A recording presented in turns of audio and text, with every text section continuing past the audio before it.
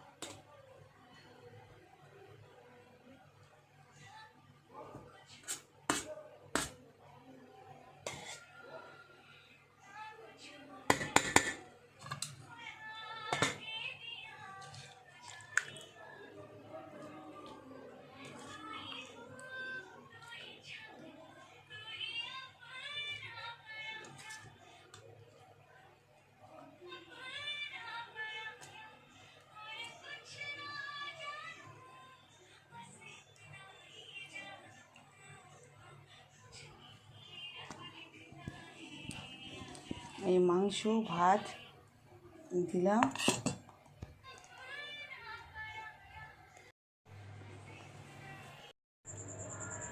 Vinegar দিয়ে ভেজালাম, দিয়ে vinegar দিয়ে পকোড়া হবে। পকোড়া হবে।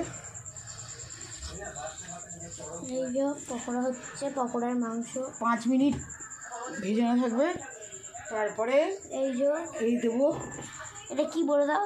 হ্যাঁ, এটা হচ্ছে সোয়া সস। সোয়া সস। আরে এই যে সোয়া সস লেখাই আছে, দেখে নিন।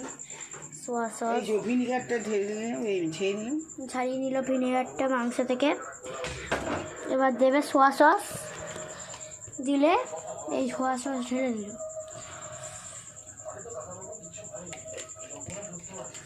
এবার দেবে কি জানো? নুন দেবে, নুন অবশ্যই বাড়ি শেষাই করবে। আবার নুন দিয়ে দিল। এবার দেবে আদা রসুনের পেস্ট। বল, আদা রসুনের পেস্ট করলো এক্ষুনি, সেটা দিয়ে দিল। এই যে আদা রসুনের পেস্ট, এই যে করেছিলেন মিক্সিতে। ভিনিগার, আদা রসুনের পেস্ট এসব দিয়ে দিচ্ছে। টাটা।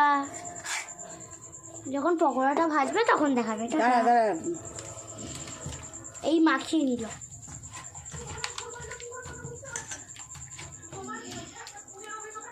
যখন পকোড়া ভাজবে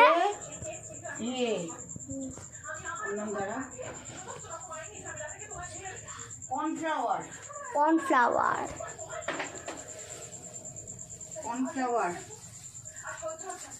হ্যাঁ দাদা, কর্নফ্লাওয়ার দিলাম। বাঁধা আছে কর্নফ্লাওয়ারটা। এই যে কর্নফ্লাওয়ার একটু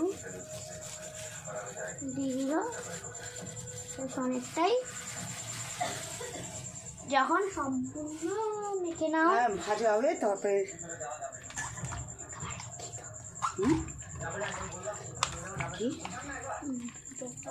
বেশ বন্ধ করে। যখন সম্পূর্ণ পকোড়াটা ভাজবে তখন দেখাবো। টাটা। পকোড়া ভাজা হয়েছে, আরো সবাই খেয়েছে। কে রোহিত? ওর তো দিশা নেই। টাটা। পকোড়া ভাজা আছে।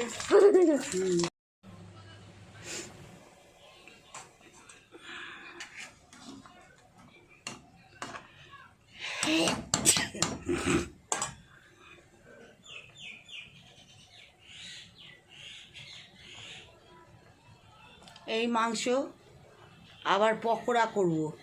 মাংস রেখে দিয়েছি, একদম হাড় ছাড়া পকোড়া বানাবো। পকোড়া ভাজা হয়েছে, আরও সবাই খেয়েছে। কে রোহিত? ওর তো দিশা নেই। টাটা। টাটা। পকোড়া ভাজা আছে।